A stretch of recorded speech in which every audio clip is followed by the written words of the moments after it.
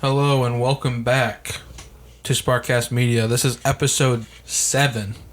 I am your host, Austin Bradley, and I'm joined by my co-host, Brian Sparkman.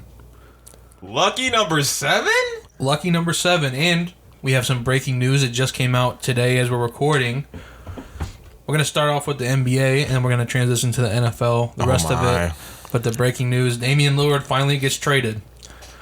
He got traded from the Portland Trail Blazers to the Milwaukee Bucks.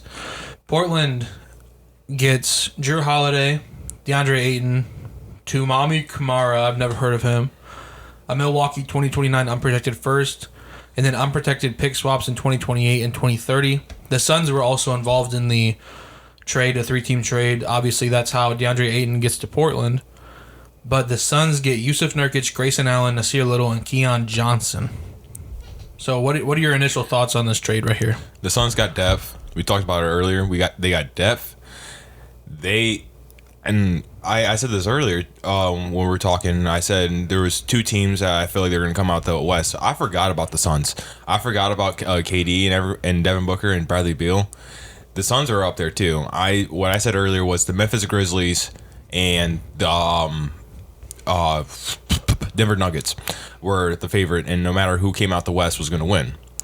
But I forgot about, with the Suns, and then plus the depth they added, the Suns are up there too. I mean, they're above the Grizzlies. I mean, if everyone stays healthy, yeah, I think they're going to be a tough team to beat. The West is real tough, though. You got the Nuggets, the Suns, the Grizzlies, the Lakers. Clippers are over there, but that's if that's if the star players are there and they do good. Yeah. I mean, I'm sure there's even more teams that we're forgetting. The Kings had a good last year, and did pretty decent. Yeah, the Warriors getting Chris Paul. The West is tough, but Damian Lillard going to the Bucks in the East, that makes it interesting over there too. No, it doesn't. It does. Because that makes the Bucks like a legit contender. I think if the Bucks went in with the same team this year, they're getting bounced in the second round again.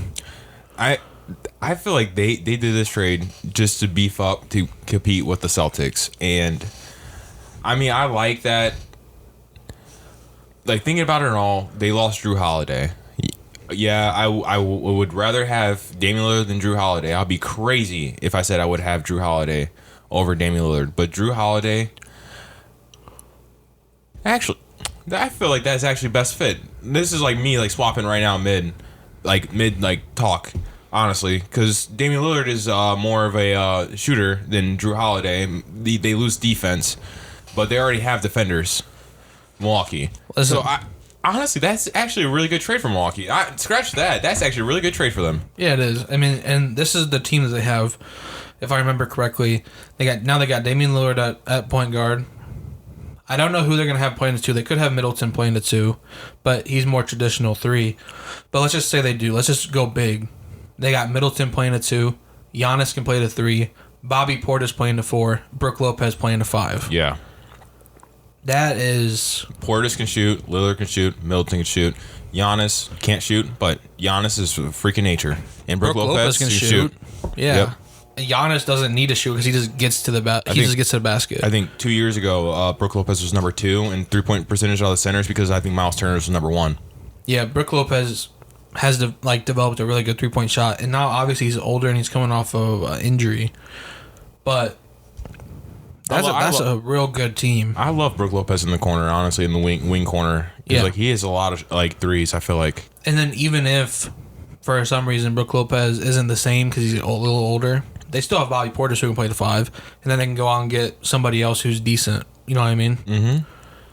I mean, that makes it tough. The East is more interesting now because now you have the Celtics, who he already mentioned, getting Porzingis. I still think they're the favorite if everyone's healthy, of course. I just want that's a disclaimer. If everyone stays healthy, Porzingis, Jaylen Brown, Jason Tatum, Robert Williams, Al Horford, Derek White, Malcolm Brogdon, that's just a great team. I what I said earlier, their starting 5, if they have the starting 5 right here.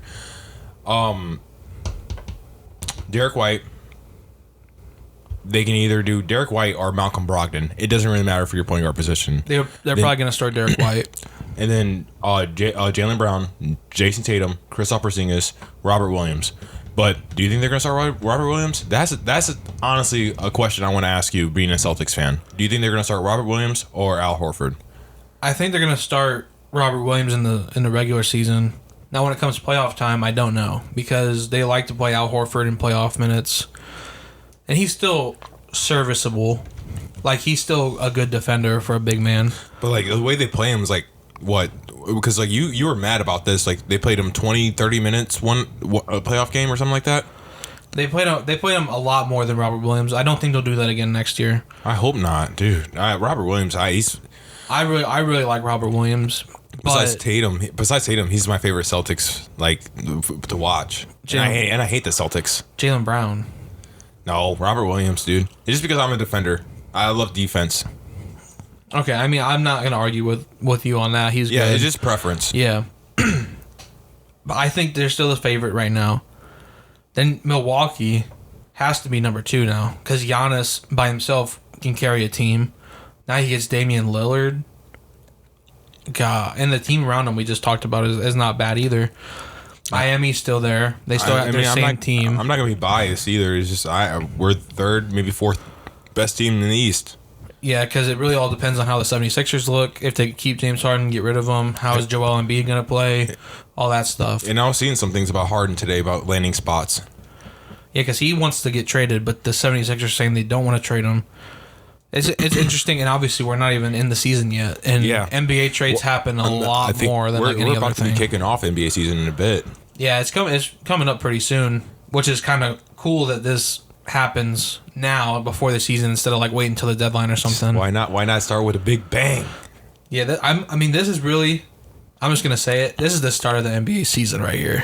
Yeah, it's getting a big trade, Damian Lillard going to a contender and making them even better, and then you're gonna see a little bit pieces of trades going. Yeah, there's gonna be a little bit more role players getting swapped, or maybe we'll see James Harden get traded, because the Trailblazers are looking to move Drew Holiday as well. Because I saw that they don't want to keep Drew Holiday. They like who they got. They got Scoot Henderson. They like who they got there. Yeah, and they got the young developed. So why not move him? So they're looking to trade Drew Holiday for probably more picks and young players and stuff to fully embrace the rebuild, which I think is probably a good thing. Do you like Drew Holiday? I liked Drew Holiday.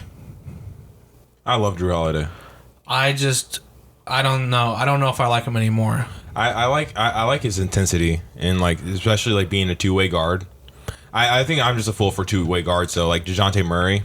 No, I agree with you. I did really like him, but now as he's gotten a little bit older, I think he's taken a step back. Mm-hmm. So he could still be a good piece on a winning team. Oh, for sure, for sure. If Milwaukee was able to keep him, that would have been beneficial. Have him at the 2. That would have been a crazy team.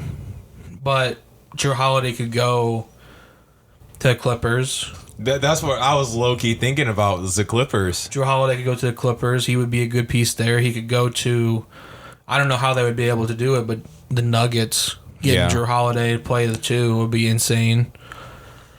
I mean, hell, even the Miami Heat could get Drew Holiday, and they could use him. The other team I was low-key thinking about was the Spurs. Yeah, but they're not going to be contenders. I don't think he's going to want to go play on a bad team. But develop with a great coach, or not develop, but go with a great coach and get a good mindset to say if he does want to go to a good team later on, that he has he went under Greg Popovich, because I mean the Spurs are a low-key team to get people, I feel like, and how Drew Holiday is. I feel like that would be a massive W for them. Damn. Massive W. I incorporated that in there, dude. Look at me. The massive W's and the major L's coming later on in the show. Oh, dude, that would be a massive W for the Spurs. But to go off that, he fits their mentality, their scheme. I don't think that they would take him. And plus, the Spurs have picks and stuff like that. I mean, do they want to get rid of them? No, I don't think they do, because they're rebuilding around Victor Wembanyama. Yeah. I don't think they want to get rid of any young players or picks to try and get Drew Holiday, he's more of a win now move, unless they like go through training camp and they really think that Victor Wembanyama can carry them to a playoff run, which I don't think he will his first year. He's just a rookie. But unless they really think that he could and the team around him is real good, then yeah, I'd go out and get Drew Holiday. But I don't think the Spurs are a good fit for him. 2K thinks he probably will. Well, yeah, 2K loves him. Wembanyama. Yeah, like the layup. Literally every single time, like anyone, like if he gets a play, he scores, they all go crazy, and it's like my player could score 100 points in the game. You're like, oh, there he is with another basket. There's MP with another layup. Yeah, I mean that massive trade to start off the NBA season that is approaching very fast. What do you think about this for the Suns though? Do you think it makes them better, or do you think they get worse because they get rid of Ayton? They got better. They got Nasir Little and Keon Johnson. They needed depth. Keon Johnson, and I said this many times, even before, like, you know, whenever he's drafted, he's a solid player. And honestly, for coming off the bench, he's a solid player coming off the bench for them. Now, I have a question for you. Okay. So there's a 3-team trade. Obviously, you're going to have to pick 2 of the teams. What's your major and massive W and L from 3 teams? Out of these 3, I think the massive W goes to the Bucks for getting Damian Lillard. I think that's the easy one. Yes. The major L. It's like this trade is so, like we talked about, it's so fair. And it's like, this is going to be a hard one because I feel like we're going to have different major L's, but we might have the same. Okay, my major L is Portland Trail Blazers. Yep, that was mine. They get rid of Damian Lillard, which obviously needed to happen. But you get Drew Holiday, who we just talked about. He's old, he's taking a step back from who he used to be. And they're not going to be contending, so he's going to just be wasted there. And they lost Yusuf Nurkic. They lose Yusuf Nurkic, who's a good defensive center. But they gained DeAndre Ayton. But DeAndre Ayton has that question about him. Is he ever going to truly take the next step? He could. I mean, I'm not saying he's count him out or anything. He still could take that next step, but... I mean, like there's a lot of players, like, they get traded, and I'm sorry to cut you off. There's a lot of players that get traded, and they hit their realization is like, damn, I can go in and, like, you know, I need to actually start performing. I mean, like, when Dwight got traded, he didn't perform afterwards. He thought, you know, he made it big on the Lakers. He didn't. Then he went to the Rockets, and then he went to the Sixers. He was getting bounced. But there's players that get drafted or whatever, promising shit like that, and shit don't fall out, and you know they get traded, and they're like, oh shit, I need to go. And I want to see how Aiden responds to this. Well, I can give you this example. It's not exactly the same, and it could have just been, you know, looking at it from a bad team, but Kristaps Porzingis, drafted by the Knicks, plays well with the Knicks. Plays very well with the Knicks for at least one full season. Surprises everyone. Yeah, surprises everyone. All-star level player. Then he gets traded to the Mavericks, and he's okay. He's not bad, but he's just okay. Doesn't click with Luka. Yeah. Then he goes to the Wizards and has a career year.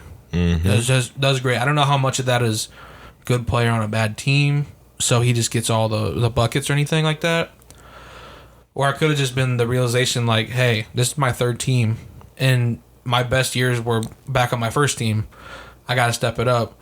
So DeAndre Ayton, maybe him and Scoot are going to have a better connection than him and Devin Booker did. Mm-hmm. I mean, how teams, like, you know, build dynasties and stuff like that, like an older big and a younger guard. Kareem, Magic. Robert Parrish, Larry Bird.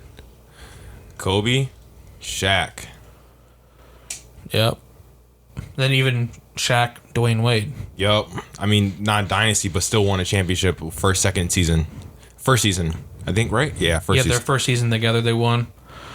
But then obviously it turned into a dynasty because LeBron and Chris Bosh all decided to go play there with Dwayne Wade. But yeah, I mean, we'll see how it works out. DeAndre Ayton still has a very high ceiling, high potential, I would say. It's just all how he responds to this trade and how he connects with Scoot Henderson. And Scoot, I said this in the previous podcast.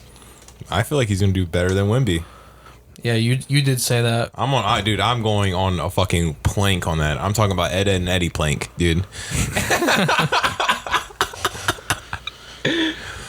Well, do you have any final thoughts on this blockbuster trade for the NBA? NBA is going to be interesting. I mean, we have our clear favorites. There's obviously the great teams and stuff like that. It's not how like the NFL is, but I tell you this right now, the NBA is going to be very interesting, especially after this. The East just got shaken up. The West just got better. You know, we never really talked about it, but the in-season tournament, because it was announced when we weren't really recording for a few weeks there.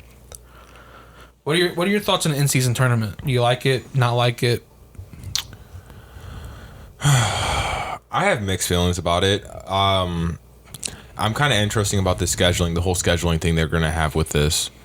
But I mean, I don't know. It's more like you're not winning Larry O'Brien, but you're still kind of winning in the midseason, and I guess like for like the young teams, the young not as good great teams, I feel like this would be beneficial for them if they make it for far and stuff like that, because it shows they're that I don't know. I have mixed feelings about it. I like it, but I don't like it because you're winning, but you're not really winning something. I'm still not 100% clear on the rules of it. So there's some regular season games that are going to count towards the tournament, but then they're going to flex the schedule so that the semifinals are also count as regular season games, but the final doesn't count. Do you think that teams are going to be playing their star players in this in-season tournament? Do you think teams are going to actually want to win it? Is my question. Now, if it's a young team, like the Kings, I feel like they might sit out like a Sabonis or sit out like a De'Aaron Fox. But I think they're gonna be wanting to still play their kind of like their main guys and stuff like that, just to see how they are in the rotations and stuff like that. But for like the teams that are already set, like Lakers, you're not gonna fucking want to play LeBron. Now I have a question for you, because this kind of, I could see this happening. What if LeBron's like, you know what, I want to go win this in-season tournament before I retire? Just say I did it. Do you think that that's a possibility for some of these older guys that actually care? I'm not going to say Kevin Durant doesn't care, because he obviously cares about winning, but he's not going to care about the in-season tournament. Not now. He's going to be like, yeah, whatever. I want to make sure that we get to the playoffs and win a championship. But I could see LeBron being like, you know what? I've only got a couple years left. I'm going to go ahead and try and win the first one. Just say I did it. And then plus, obviously you have Anthony Davis, who he's a bit older. He may not be interested in it, but you got Hachimura, you got Austin Reeves, you got a lot of younger guys on that team that could benefit from that kind of experience. And you have a solid point with that too. The first mid-season tournament, what if the things actually takes off? Yeah, because maybe the Nuggets are like, you know what, we just won the NBA championship last year. Let's win the in-season tournament and show people that we're still the Nuggets. Yeah, we're still the Nuggets this year. And then imagine if the Nuggets go from NBA championship, in-season tournament, NBA championship. That would just be an insane run. I never expected the Denver Nuggets to be on this hype ever. Even when they had Jokic, beginning his rookie year, second year, I thought I would never see a team like that. Jokic he just developed into something else. No one expected him to be this good. No one. Yeah, he's different, dude. That's how it happened.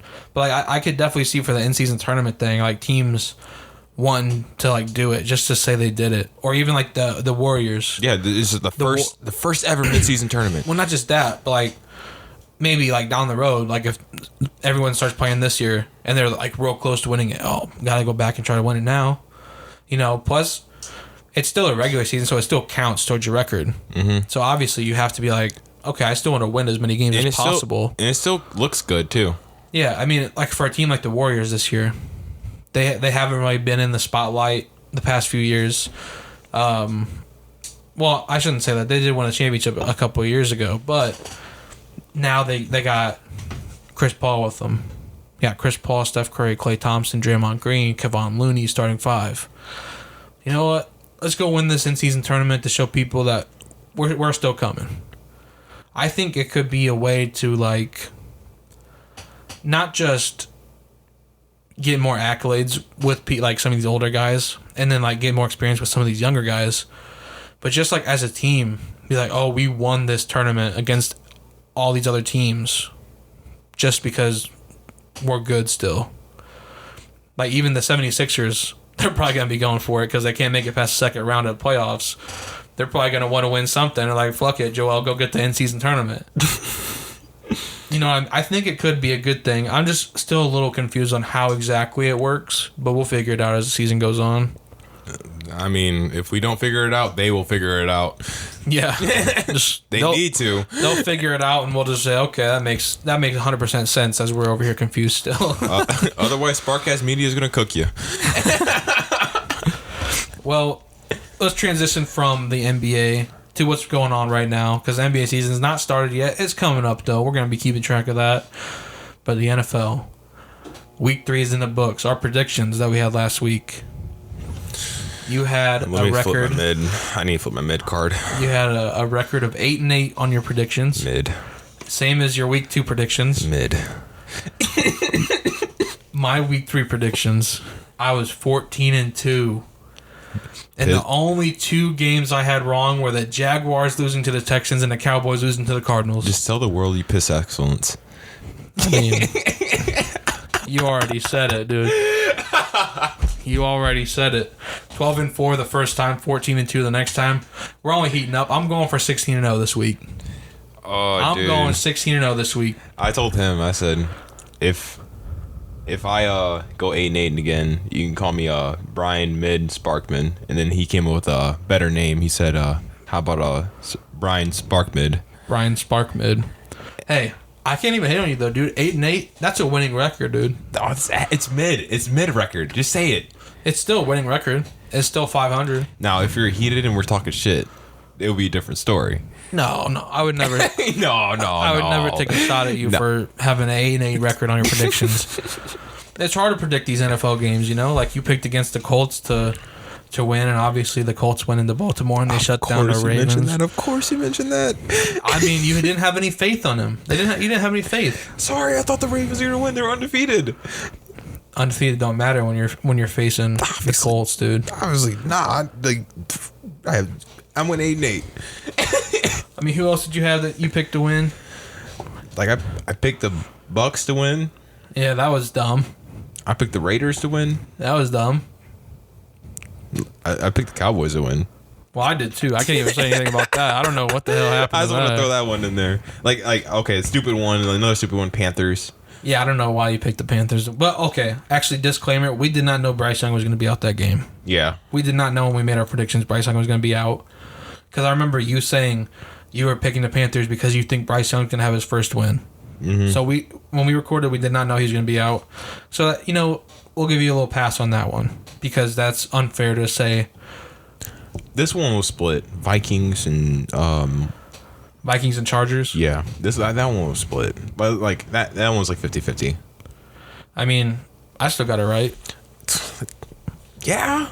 So that's why you went fucking 14-2. God damn, I went 8-8. Yeah. So let's go through the Week 3 recap in full. So we had Thursday Night Football. The 49ers beating the Giants 30-12. Then we had the Lions and the Falcons. Lions getting the dub there, 20-6. Chargers beating the Vikings 28-24. It was a pretty close game, and actually the Vikings probably should have won that game with how the Chargers were playing in the fourth quarter. The Packers come back down 17 to beat the Saints 18-17. Texans surprise everybody and beat the Jaguars 37-17. Let's save this game for last. The Browns stomped the Titans 27-3. Bills stomped the Commanders 37-3. The Colts beat the Ravens in overtime 22-19. Patriots 15, Jets 10. We got the Seahawks beating the Panthers 37-27. Chiefs go they go to Arrowhead with Taylor Swift in attendance. It is true. 100% confirmed Taylor Swift. For your Swifties. Yeah, for the Swifties out there, Taylor Swift is a Travis Kelce fan and a Chiefs fan, and they showed out that game. The Cardinals upset the Cowboys 28-16. Steelers beating the Raiders 23-18. Eagles dominate the Buccaneers 25-11. And then the Bengals get a tough win against the Rams 19-16. But the one game that everybody's been talking about this week, it's the Miami Dolphins and Denver Broncos. You should have said the number 1 Miami Dolphins, because in the NFL Power Rankings, you know where they are? Oh, I don't count the NFL Power Rankings as factual, because they still are disrespecting the Colts after beating the Ravens in Baltimore. But I do agree with that. Miami Dolphins are the number 1 team in the NFL. 70 points in an NFL game. I told you earlier this week too. Like after Monday, I said, I feel like the 49ers are number 1, but that's just me being biased. But I wouldn't be mad if Miami was number 1 either. I mean 70 freaking points. 70 points in an NFL football game against NFL players who get paid NFL money. 10 touchdowns. And not only that, at the end of the game, they were in field goal range again. Like they could. So the record for most points in an NFL game is 72. They could have kicked a field goal and had the record. They would have had 73 points. But that would have started a fight. Yeah, I mean, obviously, would have been disrespectful, but they had it in reach. Just, domination, dude. Yeah, they had backups in, too, in the fourth quarter. Yeah, Mike White had a fucking long touchdown. Gosh, dude. They need Mike White over there in the New York Jets quarterback room again, dude. So, the Dolphins didn't even have Jalen Waddle in that game. Jalen Waddle was out. There was 2 fumbles by Courtland Sutton in that game, which obviously you can't have that. But the real story is Tua was 23 of 26 passing. He only missed 3 passes all game. He had 309 yards, 4 touchdowns. Then we had Raheem Mostert. He had 13 carries for 82 yards and 3 rushing touchdowns, 7 catches for 60 yards and a receiving touchdown. Tyreek Hill had 9 catches for 157 yards and a touchdown. But the one that came out of nowhere, the 3rd-round pick in this last year's draft, Devon Achane. He had 18 carries for 203 yards and 2 rushing touchdowns, 4 catches for 30 yards, and 2 receiving touchdowns. The live wire on fantasy this week. I listen. 3 teams. There were possibly because I promised you. I said I wasn't going to take him. That was my promise. If I didn't make that promise, I would have fucking taken him, but it wouldn't have mattered. Because I was doing too good in fantasy to even get him anyway. Because I'm sitting there in our fantasy league. I'm ranked 3rd right now, and you're ranked 4th. And we play each other next week. Yep. So it's going to be interesting if we both win or both lose. Expect a lot of shit talking.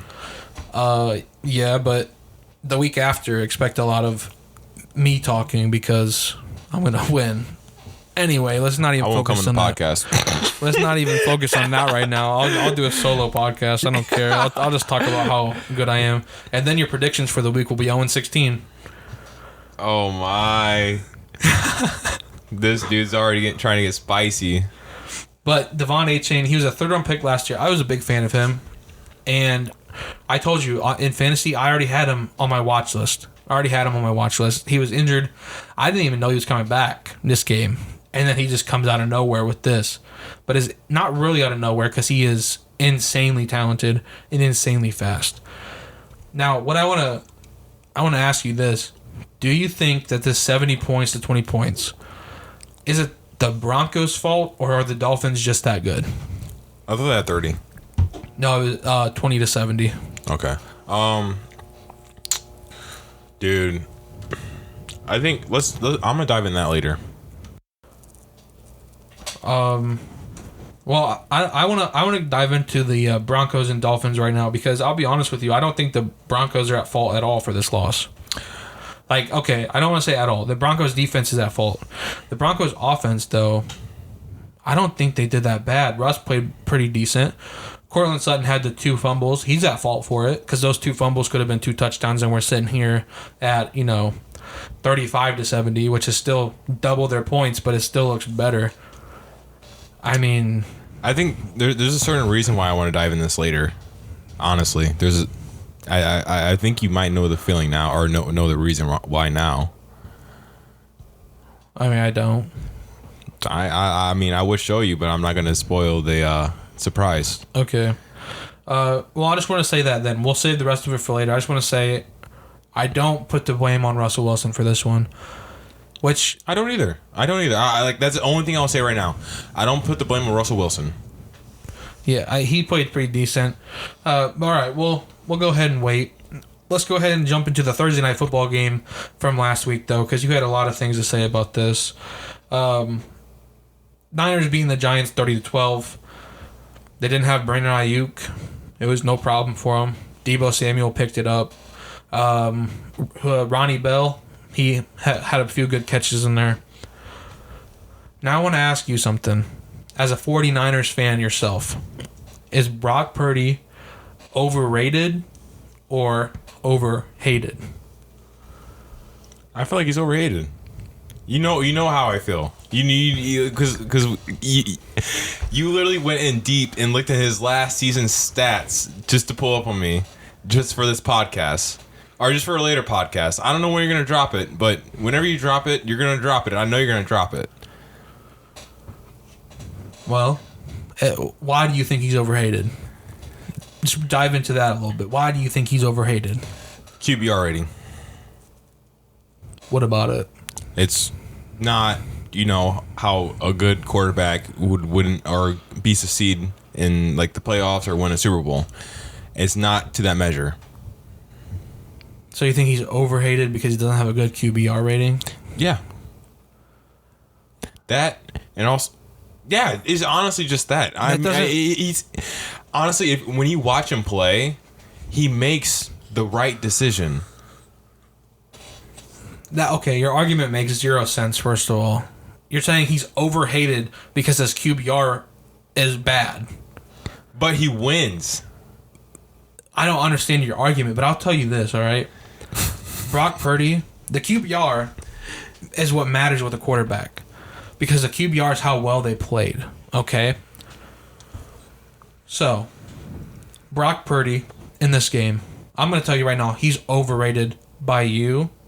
I think in general, he's probably not overrated. I'd say mostly people with a level head and, who think they're all... I mean, me and Jeffrey both agree that he's a GOAT. Yeah, I said people who have a brain and think. They all say the same thing that I do, is Brock Purdy, yes, he has looked good enough. He hasn't looked bad yet. Although, I might get into that in just a second.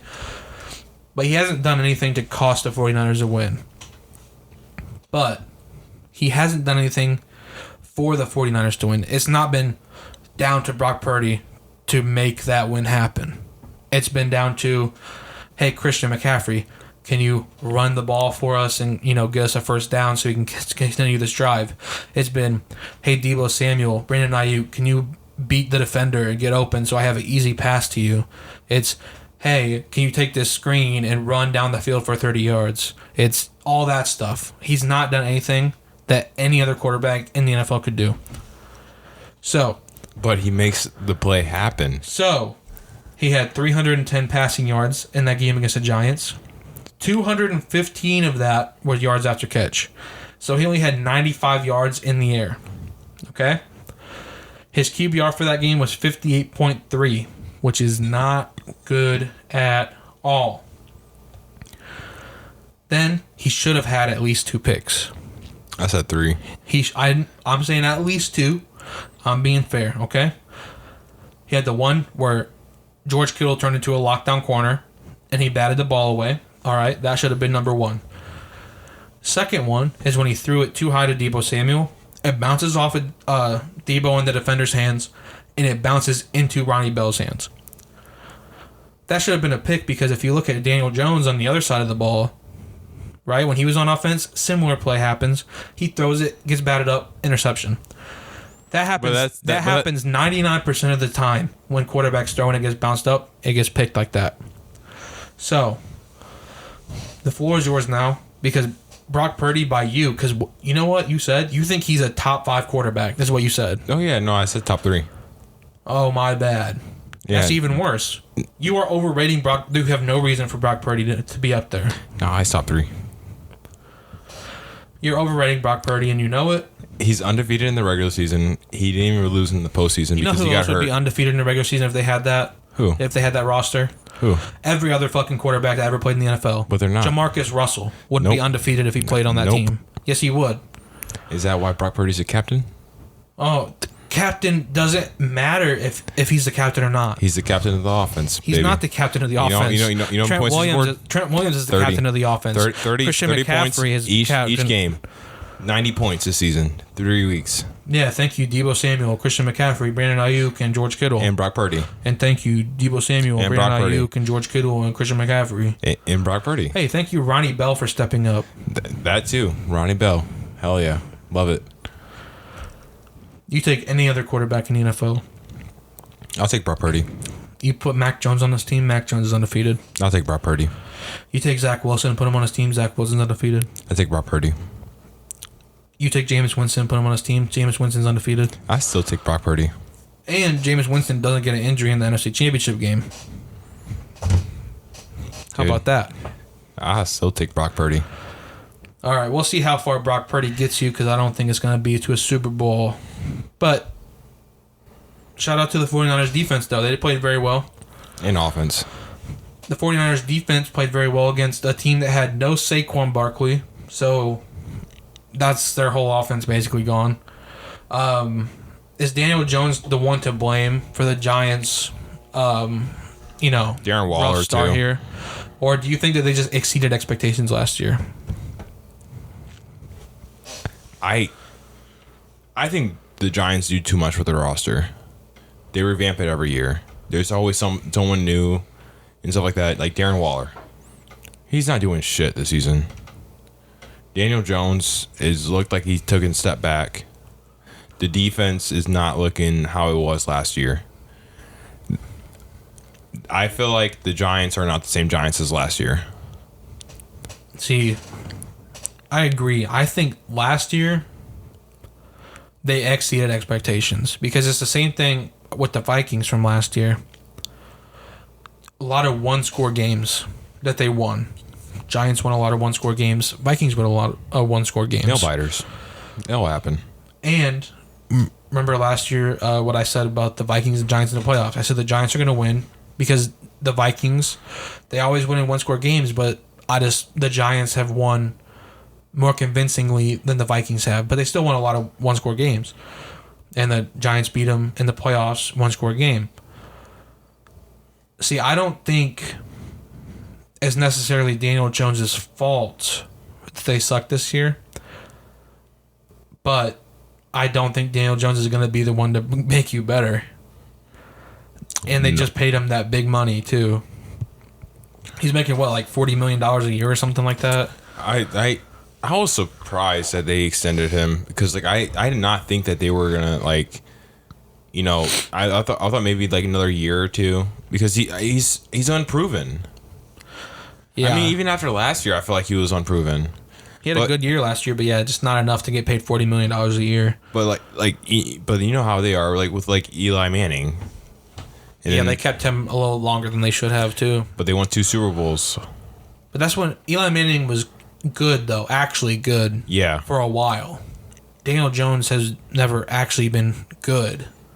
He's just been mid or below. And they paid him all this money, and now they're stuck with him. If they suck this year and they have a chance to get Caleb Williams, for example, they're going to be kicking themselves because now they got to keep Daniel Jones on the team. Even if they do draft Caleb Williams, which I think if they have the first overall pick, they will. I think that they're going to have to keep Brian Daboll around, their head coach. He's such a good head coach, but he has nothing to work with except for Saquon Barkley on that offense. At some point, he's going to have to go to the general manager and be like, hey, if you want us to win football games, you got to give me players on offense. Can't just be Daniel Jones, hoping he's good, and then Saquon Barkley hoping he doesn't get banged up. Basically their whole offense, I call it Saquon and the boys. Yeah, Saquon Barkley is their whole offense, and they've not done anything to change it since they drafted him number 3 overall in 2016. Or whenever I'm surprised he hasn't left. Well, he tried to leave, but they franchise tagged him last year. And then he signed the 1-year, $10 million contract this year, so he's going to be a free agent again next year if they don't franchise tag him. But they're probably going to franchise tag him because he's their whole offense. That's so stupid how it goes. If a player wants to leave, let him leave. See, I don't hate the franchise tag, but I don't know. It should be more of like a way like, okay, you franchise tag them. They either sign the franchise tag within a certain amount of time. If they don't sign it by then, they become a free agent. Yeah. That's how it should go. That's how it should go. Like, you should be able to use it to extend the negotiating period. But if they decline it and they want to go to free agency, they should be able to.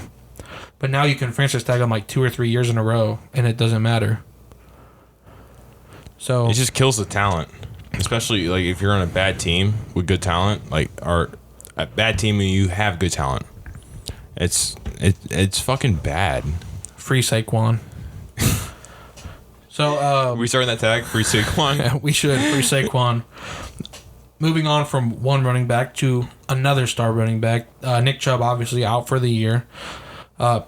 His prognosis, though, it was I don't remember exactly. I think it was completely torn MCL, and then the ACL isn't torn, so actually better than expected. They thought it was going to be a lot worse. It was going to be like a whole reconstructed thing, so it's not going to be career-ending, thankfully. But with Nick Chubb out, the Cleveland Browns have picked up Kareem Hunt, who is a free agent, and he's been with them since 2019. He's played on their team since 2019. He was a free agent for a while, but he gets brought back in, and obviously they have Jerome Ford. What do you think about this Kareem Hunt coming back into the building there in Cleveland? For my fantasy, I hate it, but for them, it's best because he's been on the team for a long period of time. He knows the system. Why not just sign him for another year, which I think they did, right? Another year. Yeah, they got him on a 1-year contract, and I'll say this: Jerome Ford had a decent game after Nick Chubb went out. But a lot of times with these backup running backs, they'll have a good game, have a couple good games, and then they just fall off. Fizzle out, yep. So Kareem Hunt is a proven commodity. He's been able to prove that he can step up and fill in for Nick Chubb since 2019. And before that, when he was with the Chiefs, he was the number 1 running back. Mm-hmm. So I think it's a good move. And I picked up Kareem Hunt on fantasy, and then I dropped him. But I dropped him for Tank Dell, who is on the Texans, which I'm not mad about. And if Kareem Hunt starts to do well again, I'll try to get him back. He's on my watch list. I'm not going to lie to you. Well, I'm happy with my running backs fantasy, though. I got Alvin Kamara coming back this week. Aaron Jones. I got Aaron Jones, and I got DeAndre Swift. That's all I need right there. All I need 3 running backs. Because my wide receivers, dude, oh my gosh, dude. Stephon Diggs, Deebo Samuel, Michael Pittman, Tutu Atwell, Michael Thomas.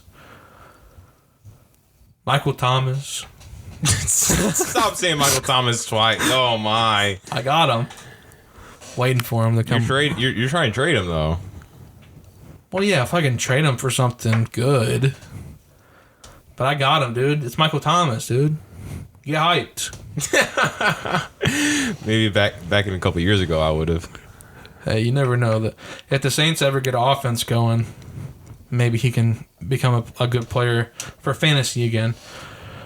Let's talk about an injury that happened and a few injuries. We got to bring in a specialist, though.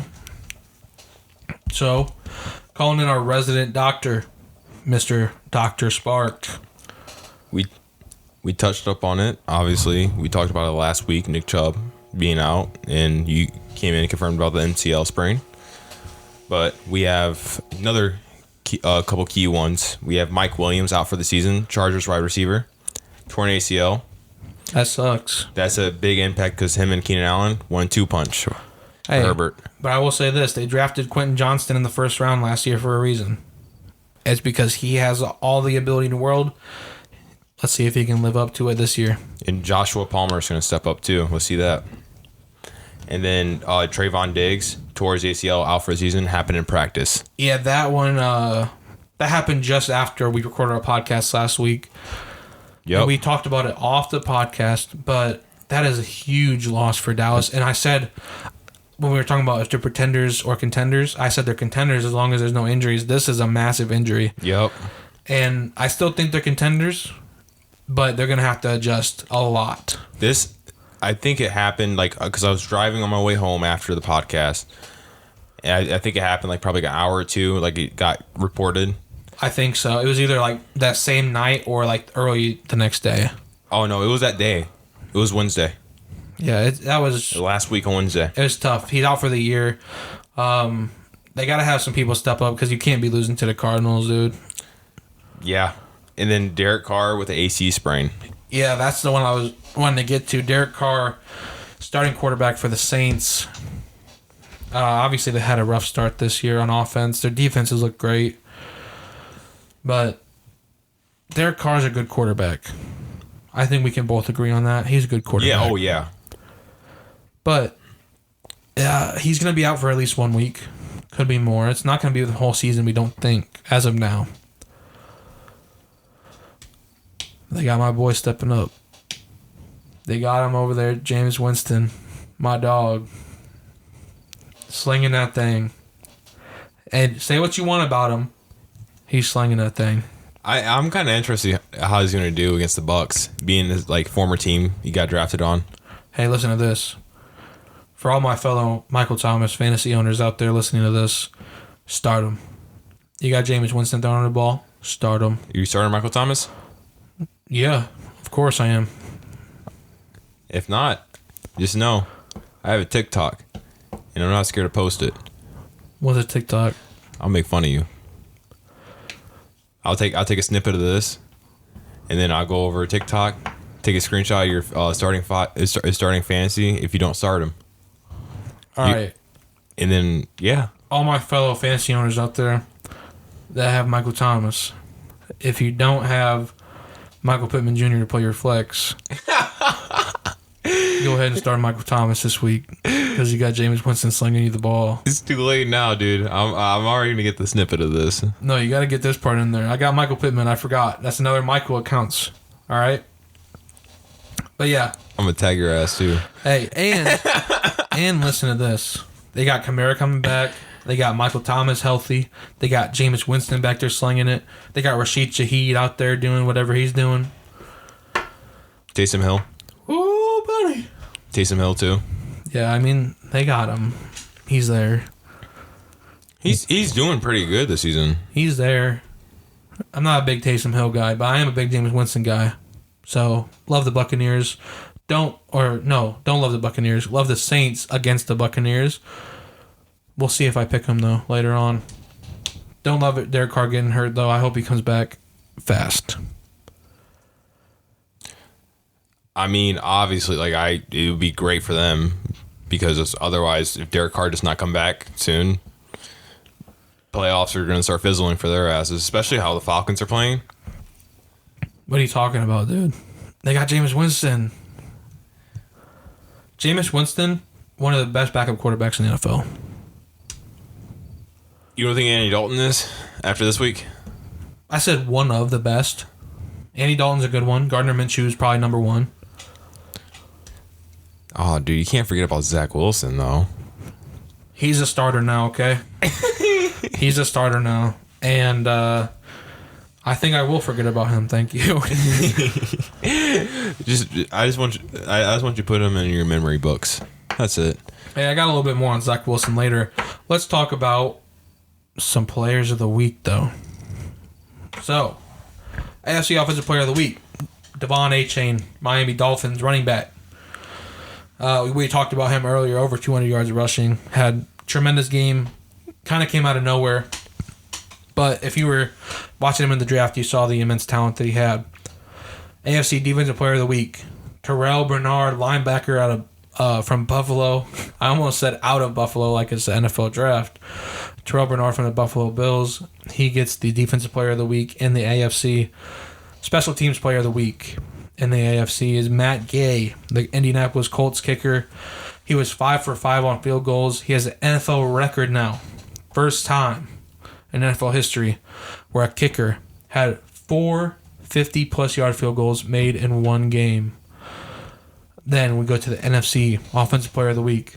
Kenneth Walker III had a big game for the Seahawks. NFC Defensive Player of the Week. Aiden Hutchinson for the Detroit Lions, helping them bounce back after a loss in Week 2. And Special Teams Player of the Week. Arizona Cardinals kicker Matt Prater, showing that he still has it, helping them beat the Dallas Cowboys. All right, so what do you think about all the players of the week in the AFC and the NFC? I mean, Matt Gay, impressive. He had 4 50-plus yard field goals in that game. Record. Yep. Like, he show special teams some love. We paid him some big money in free agency. The Colts did. He was worth every penny in that game against Baltimore. He just 4 for 4 on field goals from 50-plus yards. He had 5 field goals in total. Didn't miss an extra point. Great game by him. Aiden Hutch living up to the hype. I mean, 4 tackles, 2 sacks. He also forced a fumble and also a pair of pass defenses. Yeah, monster game from Aiden Hutchinson. And then we can't leave this man out. You try to get him on fantasy. I told you I would have low-key got him, but I made a promise. Devon A-Chain. Yeah, dude, big mistake on my end. If I would have known he was back last week, I would have tried to pick him up. I mean, everyone else did good. Kenneth Walker, 156 scrimmage yards. Yep. Like I said, monster game, helped the Seahawks get the win that week. And then Terrell Bernard, never heard of him, but showed up. Let's see. I mean, they won, and then he had a fumble recovery and an interception in that game. That's the one where you can argue. I don't know if I would have given it to him over Myles Garrett, who played a very good game last week as well, but he's the one who got it, so you got to show some love to him. Well, 7 tackles, 2 sacks, a fumble recovery, and a pick. Yeah. That was his total stats. I mean, like, obviously Myles Garrett is probably going to win Defensive Player of the Week, probably one of these weeks. But, I mean, for now, we can give it to the young man, Terrell Bernard. My cat's going crazy over there. Playing with the ping pong ball. That's a beer pong ball. Yes, sir. Any thoughts on Matt Prater, though? Kicker for the Cardinals. He's an old man now, but he's still reliable. I was just okay. I mean, no thoughts on it? No thoughts on it. All right. Well, shout out to Matt Prater. I mean, shout out to him. I mean, he doesn't have the longest kick in NFL history, or is that He did before Justin Tucker broke it. Yeah. But yeah, he's been reliable for a long while. So shout out to him. Those are all the players of the week. Somebody else who didn't play a bad game last week, Kirk Cousins. So Rob Gronkowski, arguably the greatest tight end of all time, said that the Vikings could be in play for Caleb Williams if they start out 0-3, which they are. And he says that Kirk Cousins should be shipped out and the Vikings should start to tank. What are your thoughts on that? Getting rid of Kirk Cousins. He's in a contract year. His last year, he's a free agent in the summer. I mean, why not? I mean, you have a young wide receiver, Justin Jefferson, promising like highly talented, talked about quarterback coming in, Caleb Williams. And I'm sure Caleb Williams would not, and I say would not, mind throwing to Justin Jefferson. No, that would be an elite connection right there. Oh, I can tell you this right now, because didn't he say that if he doesn't find any or any team suitable for him, that he was going to play another year? Yeah. Yeah. The Vikings, if they get the number 1 pick and Caleb Williams is there, obviously will be there. That would be a nasty duo to talk about in years. I mean, yeah, he could come out for that. He could be like, you know what? I got Justin Jefferson over there. I'll throw it to him. Yeah, and then they just Jordan Addison. Yeah, Jordan Addison. They drafted him last year. Really good player. I like him a lot. Alexander Madison at running back. Yep. He's not bad. He's not looking good right now, but I feel like he's gonna pick it up. I hope he picks it up. Well, he had a pretty big game against the Chargers. He had over 100 yards rushing, if I remember correctly. And also, by the way, everybody who was like sending him like death threats and racist messages and everything after the game against the Eagles, fuck you. You're an asshole, and you don't deserve to be a football fan. Just want to say that real quick. Yeah, I mean, these people are already fucking getting hate to Fields and stuff like that, burning his jerseys and shit. I saw that. There's a lot of dumb people out there who are ignorant and always try to ruin something that's fun like football. But I mean, let's talk about another young player, Jalen Carter. Jalen Carter, yeah. Here's his games against the Bucks: two tackles, half a sack, and a forced fumble. But his season stats: 5 tackles, 1.5 sacks, and 2 forced fumbles. Yeah, he's been very good. He's on track to be a contender for Defensive Player of the Year. Definitely on track to be Defensive Rookie of the Year. I mean, you know who else? That's what I meant. Defensive Rookie of the Year. Yeah, you know who else? Yeah, I do know who else. I'll let you say it. Christian Gonzalez. Yes, sir. I mean, this season, you told me not to talk about his projected because this is only projected, but yeah. It's a big number, and I'm only going to say one stat of it is tackles, 91 for a corner. That's a crazy one. But his actual season stats is 16 tackles for a corner. It's actually crazy for 3 weeks. 13 of them were solo. Keep in mind, 3 assisted, so that equals out to 16. A sack and a pick. Yeah, he's been playing very good. I have this from NFL Rookie Watch on the former Twitter, now X.com. Christian Gonzalez put the clamps on Garrett Wilson. He had just allowed 2 catches for 5 yards, and he finished the game with 3 tackles and a pass defended against the Jets. And then the week before, when he played Tyreek Hill, he allowed just 32 yards and got an interception. And of course, after we just saw Tyreek Hill put up numbers and the whole Miami Dolphins put up numbers against the Denver Broncos, that's a massive win for Gonzalez, a massive W, if you will. He's exciting to watch, honestly. I haven't watched really much Patriots games. Whenever I watch Red Zone, I see they pull up highlights and stuff like that of him. I mean, during that Dolphins game, I watched the highlights of that, and he doesn't look like a rookie. No, a lot of times with rookie corners, that's like the big thing. Like, do you take your rookie corner high? Is because they don't usually do good the first year. I mean, you look at Jeff Okudah for the Lions. I took him, I think, 6th overall. He did not play well, and he still has yet to play up to what they thought he was going to be. But then you take Christian Gonzalez, who was taken more in the middle rounds. Not middle rounds, too. But middle of the first round.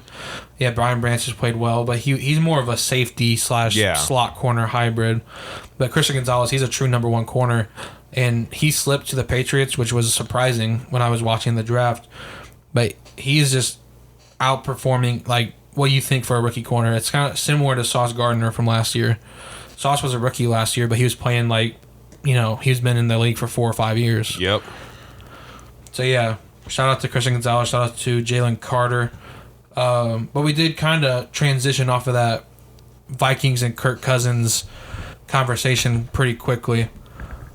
I just want to ask you, this is the last thing, we can move on. What do you think the top fit for Kirk Cousins is if he is traded? Because I think, for me, thinking about it this way, is the New York Jets. I don't know how they'd be able to afford it. I don't know how it works with if someone gets injured, because you still obviously have to pay them. I just don't know if it counts towards your salary cap or not. But if there's a way for you to be able to get Kirk Cousins from the Vikings for pretty cheap, to be honest, why not? I mean, you got Aaron Rodgers coming back next year. You get Kirk Cousins for this year, and you're still going to be a playoff team. I mean, the Commanders. No, Sam Howell's there. I like Sam Howell a lot. You do? I do. I think he's really good. I mean, I can't really think of teams. I mean, like, because like you have the Cardinals with like Kyler Murray. You know, they're and like, Josh Dobbs is playing out of his mind right now. Yeah. Like they wouldn't be in consideration. You know, I'm trying to break down teams by division right now. NFC West, no. NFC North, no, because they're still gonna be like Justin Fields. That's the only team you can possibly think of from the NFC North, and still is a no. NFC South. I mean, the Bucks. If they really don't trust Baker. Baker's been playing well, though. I don't think they'd be willing to do it right now. And you may hate me for this, Carolina Panthers. But why would they do that with a rookie quarterback, though? Because rookie quarterbacks... Especially number one pick, though? Rookie quarterbacks develop different. Each one is different. You look at C.J. Stroud and you look at Anthony Richardson, they're going to develop through playing. They're going to get better each week, and you know they're going to get better and better and better until they finally get to where their ceiling is. I don't think Bryce Young is that kind of quarterback. I think he should have the Jordan Love route where he sits for a year or two, or even 3 like Jordan Love did, and he learns, and he gets to know it more and more, and then he gets put in there. Because he's not looked good. He's not looked good, and for how like his size, he's going to have to be able to make decisions quicker. He's going to have to be fast with the ball, because he's just going to, he's already banged up. He already missed a game. And I know Anthony Richardson missed a game with a concussion. They're already making TikToks about him. Yeah, Anthony Richardson missed a game with a concussion. Bryce Young, I don't remember exactly what the injury was. It was not a concussion, though. It's not something where, like, you have to, like, sit out. It's something where he got hurt from just being tackled. It wasn't like a helmet-to-helmet kind of thing or anything like that. He's going to have to be quicker with it. I don't know if Frank Reich's the right coach to coach a young quarterback. I just don't know that. But Panthers in that division, Saints, if Derek Carr's injury is worse than we thought, Saints could be in contention for it. I don't see the Saints, really. And I don't see the Panthers. I mean, they're unlikely, but I could definitely see it. I mean, you want Patriots.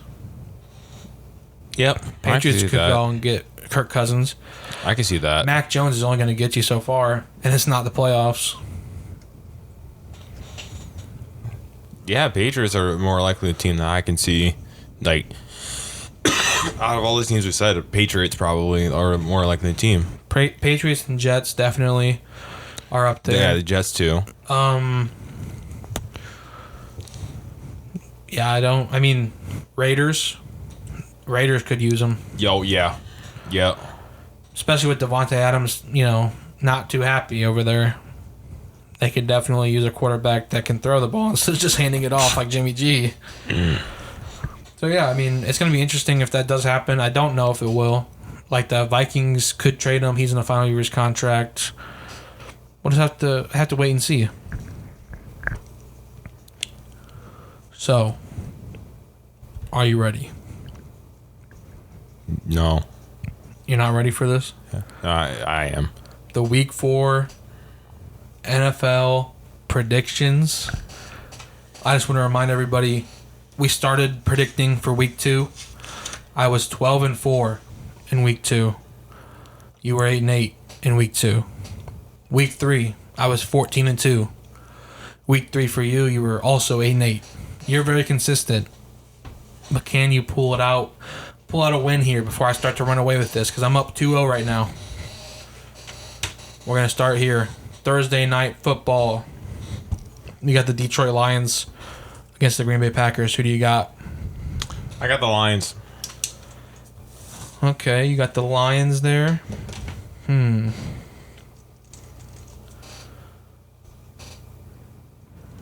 They're at Green Bay. Packers just had a big comeback win last week. I'm going to go with the Lions as well.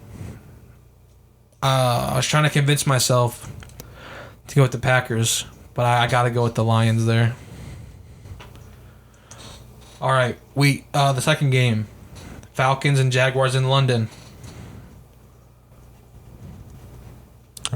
That's you, buddy.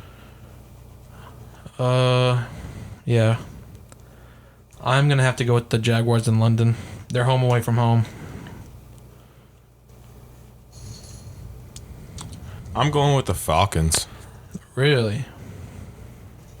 Yeah, they look good this season.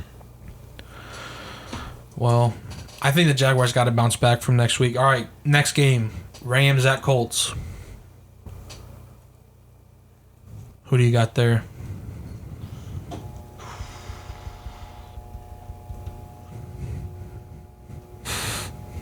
I have to go with the Colts in this one. That's a good choice. I'm also going with the Colts. They're at home, especially after the win last week against Baltimore. All right, speaking of Baltimore, they go to Cleveland to play the Browns. Ravens at Browns. Ravens played a tough game last week. They're facing another tough defense with the Browns. Browns offense hasn't looked too great, especially now Nick Chubb's going to be out. It's a tough one. You know, I'm actually... I said I wouldn't do this very often, but I'm going to have to pick the Browns. I think the Browns are going to beat the Ravens this week. That is so outrageous, because I actually agree with you on this one. I got the Browns winning, too. Oh, okay. Now we got Vikings at Panthers. Minnesota going to Carolina. We don't know if Bryce Young's going to play yet, but Andy Dalton had a pretty good performance last week. I got the Vikings on this one.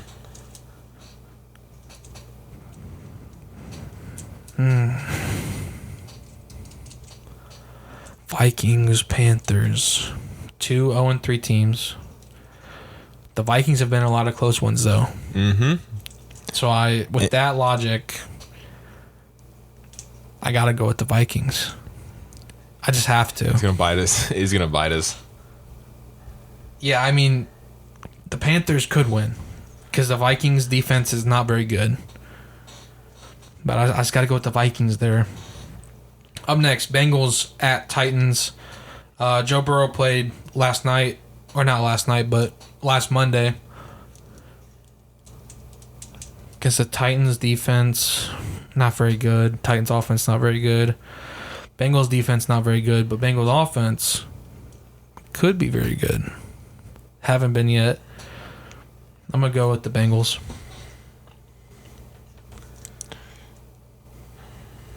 You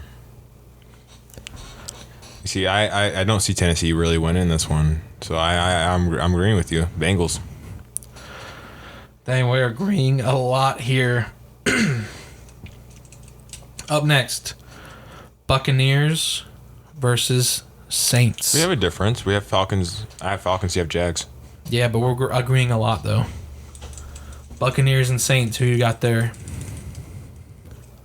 I'm gonna go with the Saints on this one. Okay. Oh, I'm put in a tough position here. As a Michael Thomas fantasy owner. I think Jameis Winston is gonna get the win against his former team. And a Jameis Winston fan club member. I should be picking the Saints here.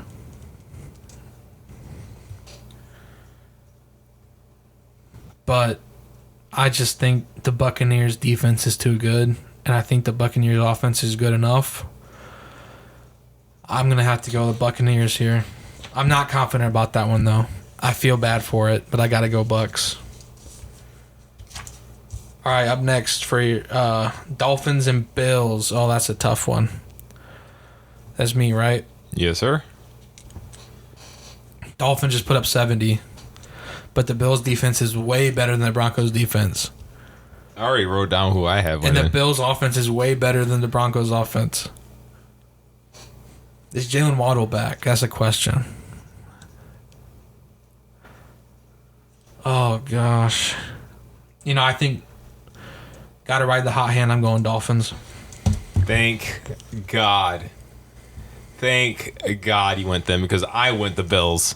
No way, dude. Yes, dude. I had it typed out. I have my next one typed out too. I haven't went further than that. I was like, I want to see if we get these similar or not. All right. Broncos and Bears. Who you got? Bears. I already have it. Like I said, I already have it. I think Bears. Both 0-3, right? 0-3. Yeah. The Bears win in their first game. They have to. If not, they're gonna get booed out of Chicago. No, I'm gonna have to disagree with this one too. I think Broncos just got spanked 70-20. Sean Payton, Russell Wilson, they're coming back with a vengeance against a bad team. They got to win. They have to win.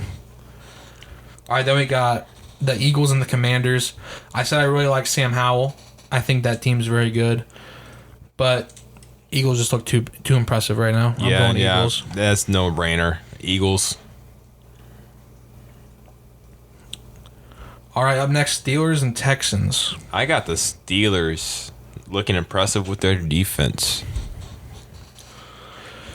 I don't know if this is going to come back to bite me or not, but I watched last week Texans Jaguars 37-17. Texans win. CJ Stroud's playing out of his mind. I know the Steelers defense is tough. And it's the rookie quarterback still, even though he's playing very well. I'm going to have to go Texans here. All right. Raiders at Chargers. Chargers got their first win against the Vikings. It was a very close one. They probably should have lost. But the Raiders suck. The Raiders suck so bad, I'm taking the Chargers. And I'm agreeing with you on this one. I have the Chargers.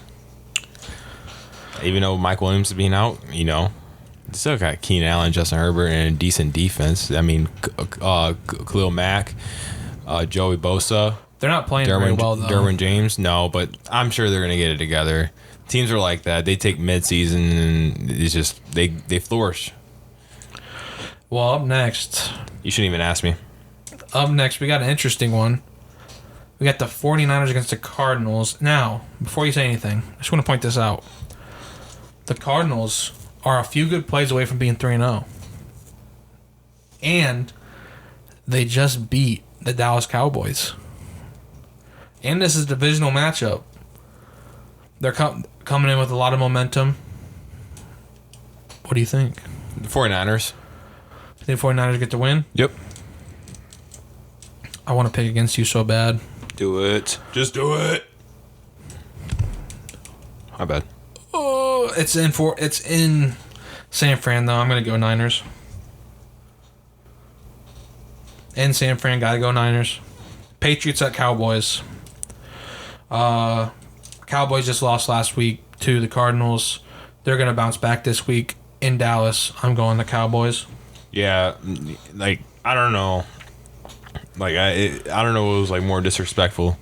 The Broncos getting scored on by 70 points or the Cowboys losing to the Cardinals. I have to go with the Cowboys. There's no way they... If the Cowboys lose to the Patriots, they're pretenders. Yes. I 100% am going to agree with you on that. Hey, maybe the Cowboys go out and trade for Kirk Cousins. Actually get a good quarterback in there. Yes, you meant Kirk Cousins is a good quarterback. That's all I matter in life. My prayers have been answered.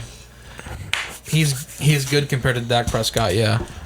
All right, we got Sunday Night Football, Chiefs at Jets. Who you got there? I got the Chiefs. If Aaron Rodgers was in here, it would have been a different story. I went with the Jets, but Chiefs. Yep. Zach Wilson, he's not doing so hot this year. He's not playing terrible, but he's not playing good either. Then we got Monday Night Football, Seahawks at Giants. I'm going to go ahead. I'll pick before you because you picked twice in a row by accident. Hey, you get the best for last. I think you picked twice in a row. No, you didn't. Never mind. Yeah, because you went the Cowboys. Seahawks just look too good. Geno Smith looks like a top 10 quarterback right now. I'm going Seahawks. I'm going Seahawks too. Just got a new wide receiver through a trade. So, DK. Yeah, you got a new wide receiver through a fantasy trade. Just want to point that out before anyone gets any other ideas. Hey, DK Metcalf, I gave away AJ Brown for you. So, and there was also like 2 other players involved into it. Yeah. All right, let's break the trade down then. If you're talking about it, you gave up Joe Mixon and AJ Brown for DK Metcalf and Josh Jacobs. How you feeling about it? I needed it for my team. I had Joe Burrow and Joe Mixon. I did not want a running back and a quarterback from the same team on my fantasy team. I feel like, respectively, I needed to make that move. I agree. I don't think you can have a quarterback and running back from the same team very often. You know, sometimes you're able to. I think if you had, like for me, if I were to trade you for Pacheco, I think it would be fine. Because I think Pacheco is going to... He's not going to have big games, but he's going to still do whatever he's going to do despite Mahomes, and Mahomes is going to... Same thing. Yep. But Cincinnati's offense this year is not that. They're not throwing the ball and running the ball with success at the same time, or really at all. Yep.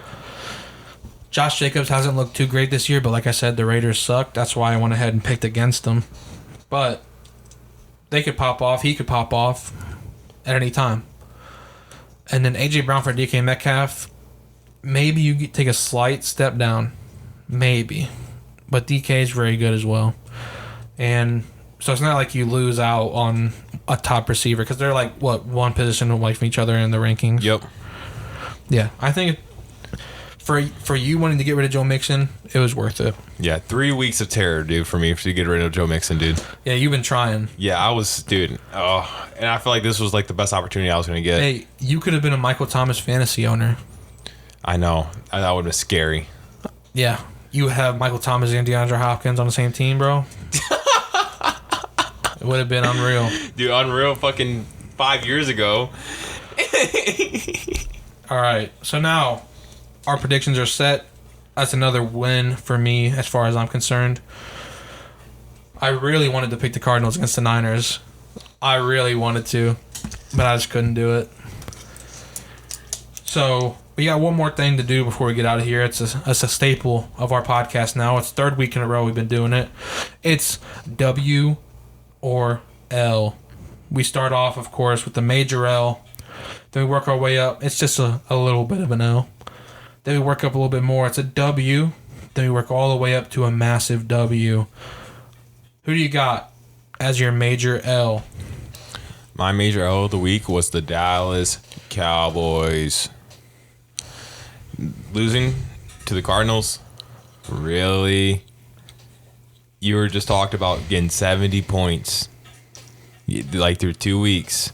You're talking about getting number 1 ranked team, number 2, whatever, top 3, and you lose to the Cardinals. That is a major L. Yeah, that's a pretty major L. I got a major L for you though. I got the New York Jets. Major L. That's the first time this year that I've had 2 major L's that have been attributed to the same team. Week 2, my major L was Aaron Rodgers is out, which obviously can't really help that. This week's major L, though, with the Jets, it's just because the team is losing confidence in themselves. The team is turned on Zach Wilson. Yeah, I was about to say, yeah. And Zach Wilson hasn't been the greatest quarterback. He's made mistakes and everything. I'm not gonna sit here and act like he hasn't. It's not like a Russell Wilson situation where Russ has actually played pretty good. Zach Wilson he's just been okay. He's just been okay. Maybe worse than okay. But when you got players saying they need a new quarterback, or saying that they're not happy, and you got Robert Saleh, the head coach, saying Zach Wilson gives us the best chance to win, it's not a good look. It's not a good look. That locker room needs a guy like Aaron Rodgers to come in there right now and say, hey, guys, let's all focus on the football. So that's my major L of the week, the New York Jets. Yeah, no, I totally agree because there's a lot of reports and like a lot of like sideline like view cameras going around of that, like Garrett Wilson yelling at like Zach Wilson and stuff like that, going off on the coaches. You know, it's a lot of stuff like that. It's not a good look. It's really not a good look to our organization. So that being said, I'm going to move on to my L of the week. I got the Saints blowing a 17-point lead to the Packers. They were up 17-0.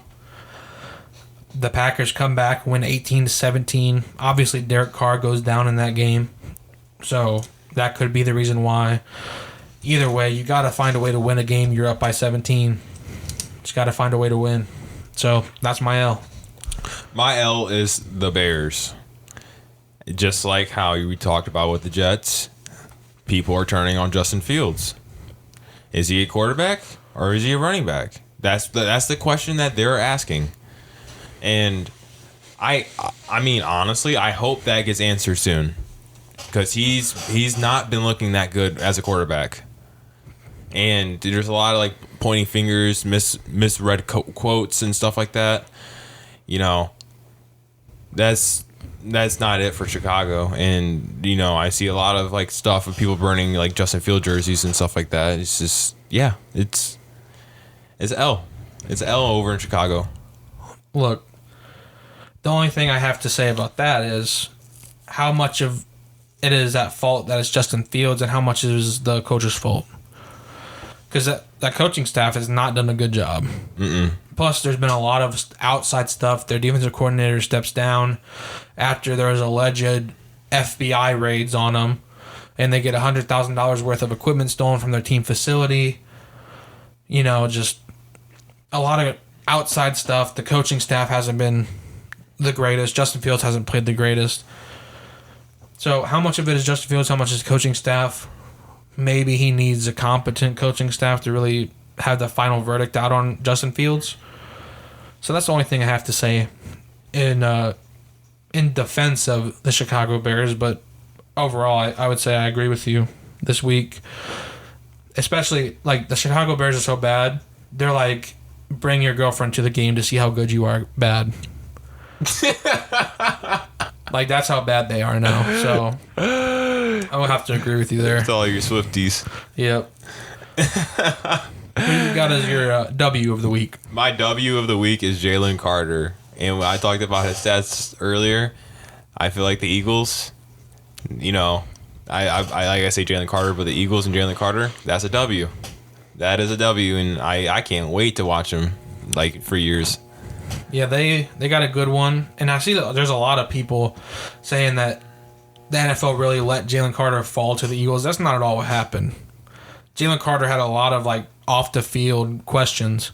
That's why he fell in the draft. It's not like people just didn't see the talent because he should have gone number 2 or number 1 overall. Yeah, that was just projected. It was, like, number 2, number 3, and I think, like, even, like, Chicago was, like, projected to get him. Yeah. I mean, so that narrative needs to stop because we already knew he was this good. It's just, you know, sometimes it happens where you have some questions going into the draft because, I mean, NFL teams just put you under a microscope and they look at every single aspect of you. But he's played very well, just like his talent it indicates. So, yeah, shout out to Jalen Carter, and I hope he has a long, successful career with the Philadelphia Eagles, or maybe he leaves in free agency and goes to somewhere like the Indianapolis Colts. I don't know. My W of the week is the Houston Texans. They upset the Jaguars, and everyone's talking about the Cardinals upsetting the Cowboys. I would say this one's on the same level as that. The Texans did not look very good going into this game, other than C.J. Stroud looked good. And now he looks even better. He's still 3 games without a pick. Looks great. He's playing better than Joe Burrow and Justin Herbert this year. He's a rookie. They got Tank Dell, rookie wide receiver. He's looking electric. They beat the Jaguars by 20. Jaguars, I said, you know, my overreaction. Let's just want to say this again. Overreaction. Super Bowl predictions after 1 week. Overreaction, okay? So you can't hold it against me at all. I said that they were going to be in the Super Bowl. Texans said, nope. me show you how good we are. That's a W. They got a good rookie quarterback, good rookie wide receiver, got a good rookie defensive end that they drafted as well, traded up to get Will Anderson. So, shout out to the Texans. That's a W. So, what's your massive? My massive W of the week, I think it's obvious here. 70 points. Massive W. Now, if we keep seeing 70 points consistently in an NFL game, it's going to be a major L. Because, that makes the game a little bit boring. But we see it once. That's a massive W. The Dolphins are looking like a generational offense. We were all talking about the Cowboys' defense. Let's start talking about that Miami Dolphins offense. They're looking generational. 10 touchdowns, every single player on offense. Even Robbie Chosen, formerly Robert Anderson, made an appearance and got that long touchdown pass from Mike White. Everybody's just, they were all clicking. They were all doing their thing. Just massive W's all around. Don't even want to pick just one player. Massive W's for the whole 70 points that were scored by the Miami Dolphins, and massive W for their coach, Mike McDaniel. My massive W is the Cardinals. I mean, they beat the Cowboys, the highly talked about team, through 2 weeks because they stomped on the New York teams. They beat the Cowboys. The team that they're talking about, were they going to win a game this season? The quarterback didn't even have a freaking jersey made from at the team shop the other day, and he made a TikTok about it. Like, what? Like, that's a massive W. You beat the Cowboys for a team that's saying that, are you going to win a game? And they're questioning you. And then, there was also, didn't you say there was something about, a college team that, they were saying the college team could beat the Cardinals or something like that? Or some team could beat the Cardinals? I don't remember. Oh, I thought you were the one that said. I'm sure some people have said that. Yeah, I'm sure. But that's a massive W. You beat the boys. Yeah. I mean, if they go into San Francisco and beat the 49ers this week, we're going to have to start talking about the Cardinals as are they the juggernaut killer? Because we see all these good teams and we're like, oh, they're going to beat the Cardinals by 20 points. And then all of a sudden, here are the Cardinals. They're like, nuh-uh. We got Josh Dobbs back there slinging the ball. We got James Conner. You thought he was washed? We got Hollywood Brown, Rondale Moore, burning your corners. We got a defense that's surprisingly good, even though we don't know a single player's name on their defense. They're developing. Yeah. Developing through the days. So, if they beat them, we're going to have to start talking about them as a juggernaut killer. But that's if. That's a big if. And the real question is, are Brandon Ayuk and Deebo Samuel and George Kittle and Christian McCaffrey going to be able to beat the Cardinals this week? I would say probably. I think Brock Purdy's going to destroy them. Yeah, he's going to pass it to Brandon Ayuk and Deebo Samuel and Christian McCaffrey and George Kittle. Probably Ronnie Bell makes an appearance as well, and they're gonna have a good game. I hope, because Brock Purdy, yeah. Brock Purdy's going to give him the ball. All right. Well, we have a delusional 49ers fan and almost an hour and a half of talking done. Thank you for listening to episode number 7 of Sparkcast Media. Follow us on X. Not Twitter anymore. It's X. Stupid name, but it's X. We got a Facebook page. You can go ahead and like that. Follow us on there. Instagram, we're on there as well. We made a pretty good Instagram reel the other week. Shout out to Logic. Everybody, listen to that. Yeah, I did not know what you're doing. You started off that thing, and then I saw the reel. I was like, no freaking way he did that. Yeah, we've been gone for a minute, but we're back now. Yeah, dude, I did not know where you're going at with. I totally forgot that he said that, and then you put that reel. I was like, wait, that's hard. Yeah, dude, I schemed that one up. I can't even lie. Dude, the fact that you didn't even tell me, dude, it was good. So yeah, follow us on Instagram, Facebook, X. We don't got anything else yet. Subscribe to us on YouTube. That should be coming soon. Pace. So, yeah, that should be coming soon. Subscribe to us there. And you will be happy when we finally start putting stuff on there. Thank you all. Remember to leave a 5-star review on Apple Podcasts, Spotify, Amazon, iHeartRadio, even wherever you listen to it. Leave a good review. All right. Anything you have to say before we end this one off? Yeah, when you go on X, there's someone called Sexy Red. Don't even do it. All right, see you, boys.